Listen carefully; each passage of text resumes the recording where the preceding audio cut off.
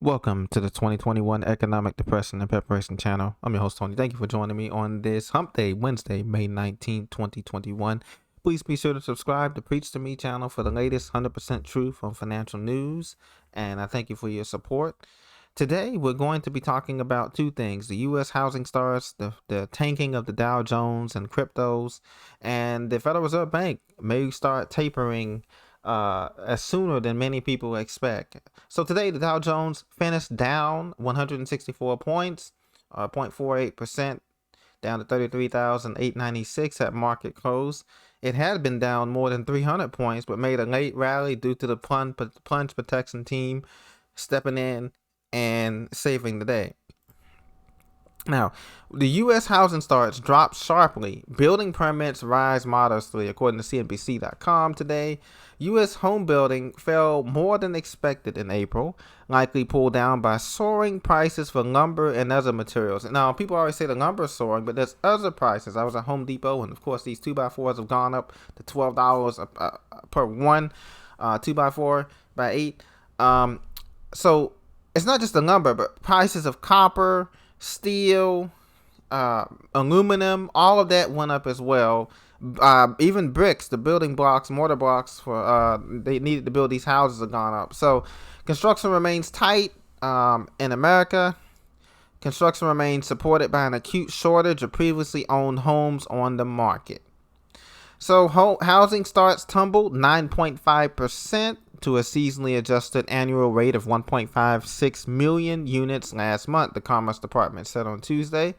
The data was revised lower to a rate of 1.733 million units. It's still the highest level since June 2006.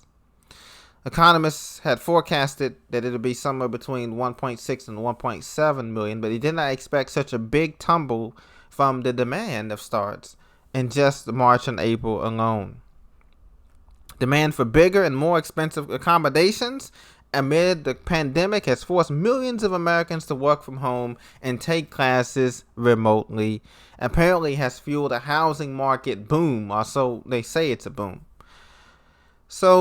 But now there's low inventory. So now we have the perfect storm. We have a housing market that is overvalued. The banks are shorting the inventory so they can keep money rising, so they can keep writing these 30-year, 15-year mortgages or more, jumbo loans, so they can get their money because they know the interest rates are going up soon.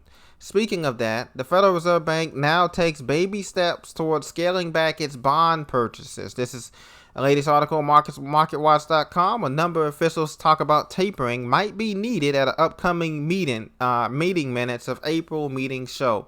During the Federal Reserve's meeting in April, Chairman Jerome Powell stated that it might be appropriate at some point to discussing the plan for adjusting the pace of asset purchases.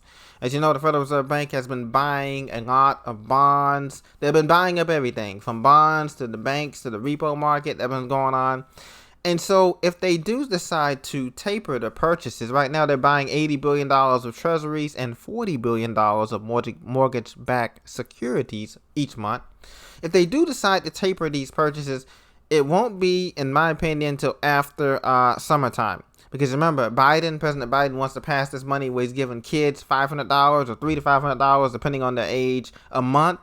And we have the infrastructure bills. All in all, we're looking at a total of about $5 trillion on this next bill that's going through the House and Senate and Congress. If that happens, ladies and gentlemen, we could be headed toward a situation where we're going to have more and more debt on our books. And not only that, we're going to have more and more joblessness and more homelessness. And have you noticed crime has been on the increase in various cities, from DC to New York to Philly to Miami to St. Louis to Indianapolis to LA, San Francisco, you name it. Crime has been on the increase, from carjackings to killing of kids, shootings. All of this is a result of a frustrated 99% due to not having the adequate resources to be able to combat this 10-year to 12-year depression.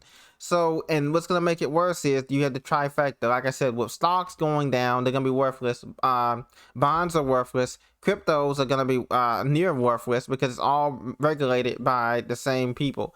And so and the big people have all the money in it. And so that goes up. And once interest rates goes up, which they will go up, ladies and gentlemen, interest rates are set to go up before the end of this year. So we're looking at maybe October, November, interest rates will go up, and that's going to spell disaster for the U.S. economy heading into 2022. So a lot of economists are, they're worried about this year, but next year is going to be the judging point, because that's when the federal government would have spent all of its money, stimulus money, all of its money from the infrastructure to all these different other bills, and that's when the rubber meets the road, and that's when they have to decide, do they want to continue to service the debt? Because the payments on this debt is millions of dollars a month on the $29 trillion debt deficit that we're running right now. So that's what they're going to have to decide. And there's another threat with inflation. So hyperinflation, as you know, was kicked in on food, gas, utilities. If hyperinflation continues to spread in those areas, and then we add on no wage increases for those who have, many people who do have a job, and if the pension crisis gets worse, that's going to spell disaster for retirees.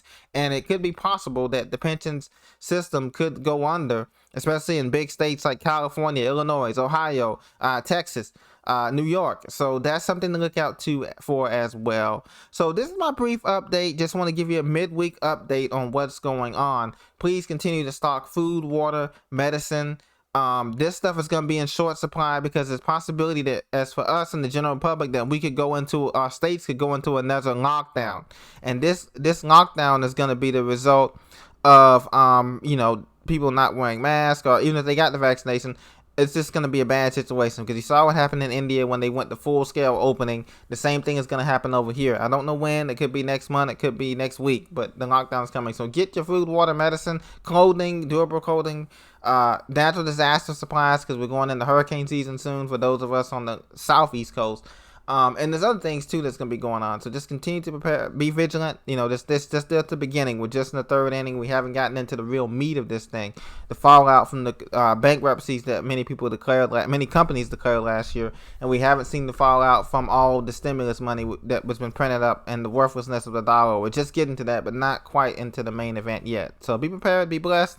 Thank you for your support, and I'll talk to you very soon.